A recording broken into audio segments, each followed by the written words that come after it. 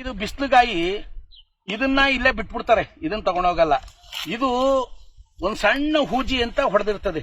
ಆ ಹೂಜಿ ಹೊಡೆದಾಗ ಇದ್ರ ಆಕೃತಿ ಚೆನ್ನಾಗಿರಕ್ಕಿಲ್ಲ, ಇದನ್ನ ಮಾರ್ಕೆಟ್ ತಗೊಂಡೋಗಿಲ್ಲ. ಇದ್ರೆ ಹೆಚ್ಚು ಮಾರ್ಕೆಟ್ ತಗೊಂಡೋಗೋದು ಇಂಥ ಕ್ವಾಲಿಟಿ ಇರುವಂತ ಹಣ್ಣುಗಳನ್ನೇ ತಗೊಂಡೋಗುವಂಥದ್ದು. ಇಲ್ಲಿ ನೀವ್ ಹೇಳೋ ತರ, ಯಾರೋ ವಿಡಿಯೋ ಮಾಡಿರೋ ತರ ಯಾವುದೇ ಕಾರಣಕ್ಕೂ ಕೆಟ್ಟದನ್ನ ವಿಷ ಬೀಜ ಅಂತ ವಿಷನ ಹಾಕುವಂತ ಕೆಲಸ ರೈತರು ಮಾಡ್ತಾ ಇಲ್ಲ.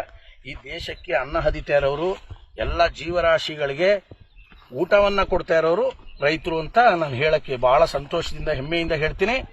ಹಾಗೆ ಸ್ನೇಹಿತರೆ, ಇದನ್ನ ನೋಡಿ, ಈ ತರ ನಾವು ಕುಯ್ತೀವಿ ಅನ್ಕೊಳ್ಳಿ.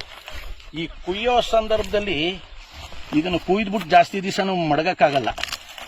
ಇದನ್ನ ಈ ಹೇಳ್ತಾರಲ್ಲ, ಇಲ್ಲಿ ಚೂಜಿ ಚುತ್ತಿದ್ರೆ ಇದ್ರ ನೀರಿನ ಪ್ರಮಾಣ, ಇಲ್ಲಿ ಇಂಜೆಕ್ಟು ಯಾವುದೋ ಕಾಟನ್ ಪೇಪರ್ನ ಎಜ್ಜಿದ್ರೆ ಇಲ್ಲಿ ಕಲರ್ ಆಯ್ತದೆ. ಇದ್ರ ಕಲರ್ ಈಗ ನಿಮ್ಮ ಎದುರುಗಡೆ ಕುಯ್ದಿದ್ದೀನಿ, ಯಾವ ತರ ಇದೆ ಕಲರು. ಕಲರ್ ಬರ್ಸಕ್ಕೆ ನಾವೇನು ಹಾಕಲ್ಲ, ಸಾಮಾನ್ಯವಾಗಿ ಏನ್ ಗೊಬ್ಬರ ಬಿಡಬೇಕು ಅದನ್ನ ಬಿಡ್ತೀವಿ, ಕ್ವಾಲಿಟಿ ಒಳ್ಳೆ ವಾಟರ್ ಸಲಬಲ್ ಗೊಬ್ಬರಗಳನ್ನ.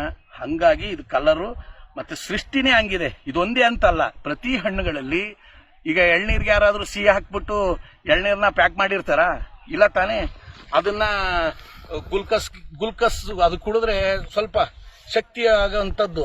ಆದ್ರೆ ಇದಕ್ಕೆ ಕಲರ್ ಹಾಕ್ತಾರ, ಇಲ್ಲ ನೇರಳೆ ಹಣ್ಣಿಗೆ ಕಲರ್ ಬೆರೆಸ್ತಾರ. ಸೃಷ್ಟಿ ಬೇಕಾದ ತರ ಎಲ್ಲವನ್ನು ಕಲರ್ ಮಾಡಿ ಪ್ರಕೃತಿಯಲ್ಲಿ ಕಳಿಸ್ಕೊಟ್ಟೈತೆ. ಅದನ್ನ ಸುಮ್ಮನೆ ಏನೇನೆಲ್ಲ ಸೋಷಿಯಲ್ ಮೀಡಿಯಾ ಐತೆ ಅನ್ಬಿಟ್ಟು ಸುಮ್ಮನೆ ದುರ್ಬಳಕೆ ಮಾಡ್ಕೊಂಡು ಬೆಳೆದಂತವ್ರಿಗೆ ಅನ್ಯಾಯ ಮಾಡುವಂತ ಕೆಲಸನ ಯಾವ ದೇವ್ರು ಕ್ಷಮಿಸೋದಿಲ್ಲ.